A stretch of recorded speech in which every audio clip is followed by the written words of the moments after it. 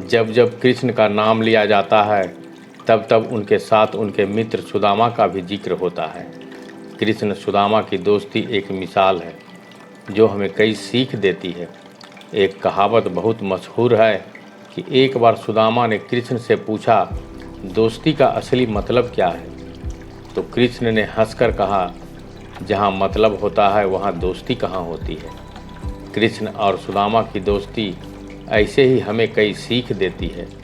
आज भले ही दोस्ती के मायने बदल गए हों, इसे निभाने का तरीका बदल गया हो, लेकिन दोस्ती आज भी कृष्ण और सुदामा जैसा प्यार और एक दूसरे के प्रति सम्मान मांगती है, जो हमें अपने सच्चे दोस्त को ज़रूर देना चाहिए।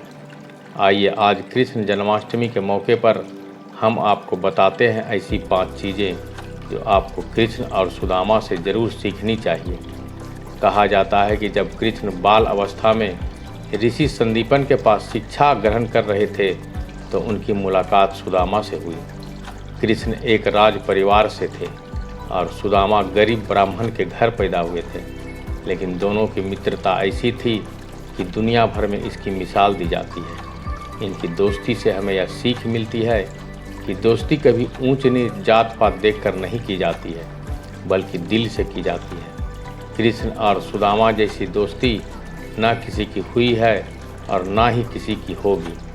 भगवान कृष्ण हमें यह सीख देते हैं कि जब भी आपके दोस्त को आपकी ज़रूरत हो तो एक सच्चे दोस्त की तरह आपको हमेशा अपने दोस्त की मदद के लिए खड़े रहना चाहिए, चाहे आपका दोस्त आपकी मदद मांगे या नहीं मांगे। यही सच्ची दोस्ती के मायने होते हैं। सच्चा मित्र वही होता है जो बुलंदियों पर पहुंचने के बाद भी अपने छोटे से छोटे और गरीब दोस्त को भी कभी नहीं भूलता है। भगवान श्री कृष्ण ने भी कुछ ऐसा ही किया। राजा होने के बाद भी उन्होंने अपने दोस्त को कभी नहीं छोड़ा। भगवान कृष्ण ने शिशुपाल की 100 गलतियां माफ़ की थी और हमेशा ज़िंदगी में मुस्कुराते रहने की सीख देते हैं। दोस्ती में भी हमें कई बार अपने दोस्त की गलतियों को माफ़ कर देना चाहिए। महलों में रहने वाले श्री कृष्ण को जब मौका मिला तो उन्होंने अर्जुन से दोस्ती की।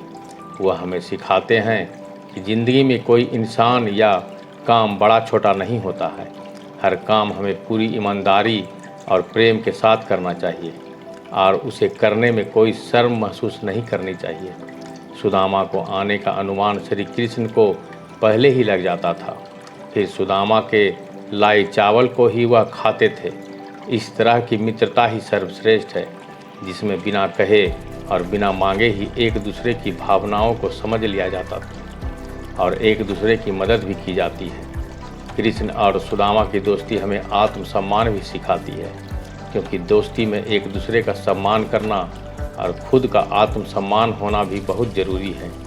सुदामा ने हमेशा अपने आत्मसम्मान को बनाए रखा और कृष्ण ने भी इसकी पूरी इज्जत की और हमेशा दोस्त का सम्मान किया। धन्यवाद।